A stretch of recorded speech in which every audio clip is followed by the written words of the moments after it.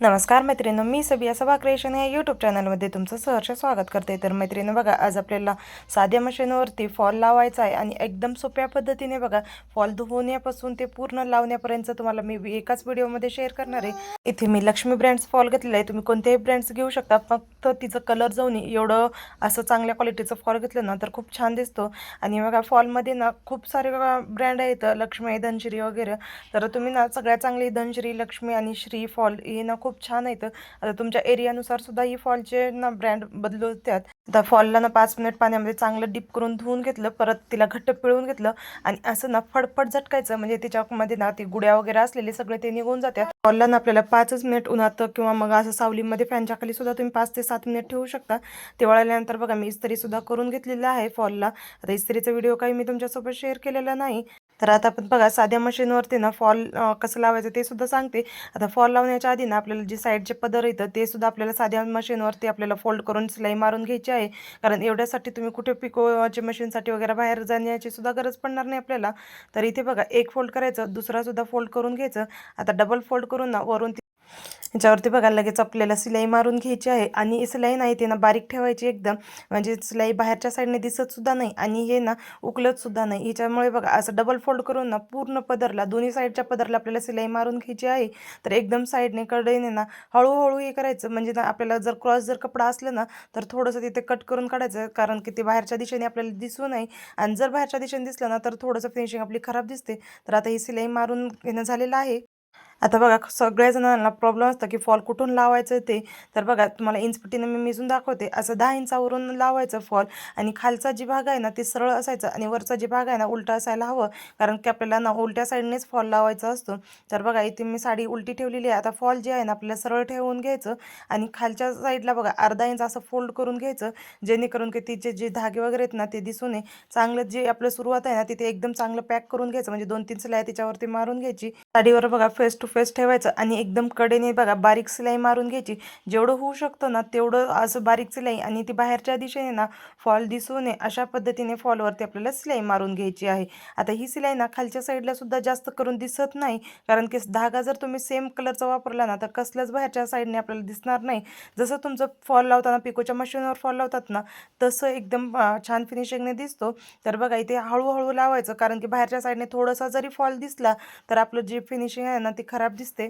इथे ना मी हळूहळू सावकाश बघा एकदम कडेकडेने, म्हणजे साईड साईडने लावत आहे.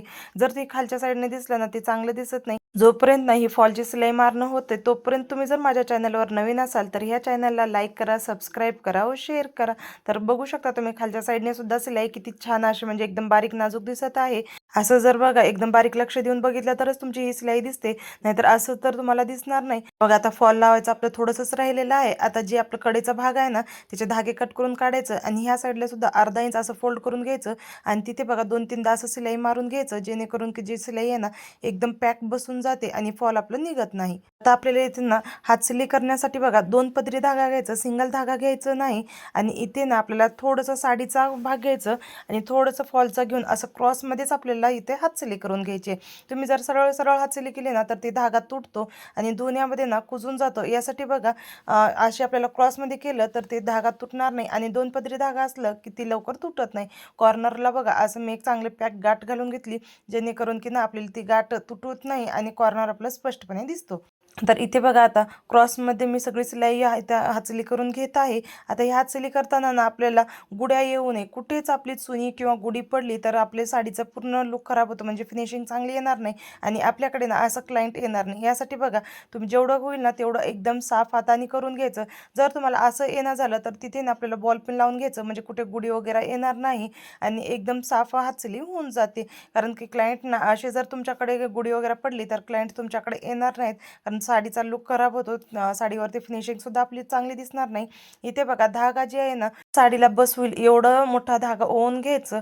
थोडंसं ना आपल्याला हातसिलाई करताना धागा ओढताना गाठ्या पडू नये एवढं लक्षात ठेवायचं आणि मग इथे हातसिलाई करून घ्यायची. जर तुम्ही 2-3दा धागा ओवून घेतलं तर तिथे आपल्याला गाठ घालतात ना ते खालच्या साईडने ना चांगलं दिसत नाही. यासाठी ना एकदाच ओवून घ्यायचं मोठा धागा.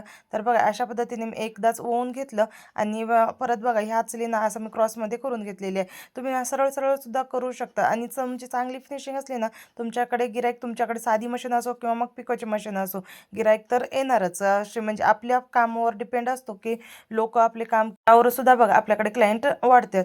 तर यामुळे ना आपलं काम ना खूप चांगलं केलं तर आपल्याकडे ऑटोमॅटिकली लोक येऊन जातात. तुम्हाला बाहेर सुद्धा कुठे जाण्याची मग कोणाला सांगण्याची सुद्धा गरज पडत नाही. तुम्ही एक दोन जणांचं चांगलं काम केलं तर तुमच्याकडे ऑटोमॅटिकली लोक येतातच. कारण की एक दोन जणांपासून आपले 4-5 जण नेल्या तर तिने सहज सांगून जातात की ही तर खूप चांगलं करून दिलेले आहेत म्हणून. यासाठी ना असं फिनिशिंगने खूप छान असं लावून द्यायचं. जुनाचा प्रॉब्लेम असतो की साडी ना धुतल्यानंतर जे फॉल आहे ना ते हातचलीमधून तुटतो, खाली लटकल्यासारखं दिसतो. तर तुम्ही हातचली चांगली केली तर तुमचं खालच्या साईडने लटकणार नाही आणि धागा ते तुटणार सुद्धा नाही. तर इथे बघा आता फॉलचे ना एकदम आपण साईडला आलेला आहे तर संपतच आलेला आहे. तर कॉर्नरला 2-3 गाठ्या घालून घ्यायचं, ते कॉर्नर चांगलं बसतो. आणि आता साईडला सुद्धा ना 2-3 गाठ्या घालून घेतले. तर आता तुम्ही बघू शकता फायनल लुक आपल्या साडीचा. हातचली किती छान असं फिनिशिंगने आलेली आहे. खालच्या साईडनं सुद्धा काहीच दिसणार नाही आणि वरच्या साईडने सुद्धा काहीच दिसणार नाही. कुठे गुढी सुद्धा आलेली नाही. तर बघू शकता तुम्हाला आता मी खालच्या साईडने म्हणजे सरळ भाग जे आहे ना तिथून दाखवते. एकदम प्लेन कुठून तुम्ही फॉल लावलात आणि कुठून नाही हे सुद्धा कळणार नाही. एवढे फिनिशिंगने इथे फॉल लावणं झालेलं आहे. आता बघा पूर्ण मी साडीला दाखवते. एकाच ठिकाणी असं नाही, सगळ्याच साडीला जिथे जिथे मी जेवढं फॉल लावले ना तेवढं कुठेच गुढी आलेली नाही. एकदम प्लेन सरफेस आलेला आहे. तुम्ही बघू शकता कुठून आपण फॉल लावलं आणि कुठं लावलेलं नाही हे सुद्धा कळत नाही. एवढी छान अशी फिनिशिंग आलेली आहे. तर ही टिश्यू पेपर साडी आहे. तर हिला सुद्धा ना एवढी छान फॉल बसलेली आहे. जर तुम्हाला हा व्हिडिओ थोडासा जरी आवडलेला असेल ना तर ह्या चॅनलला लाईक करा, सबस्क्राईब करा व शेअर करा. धन्यवाद.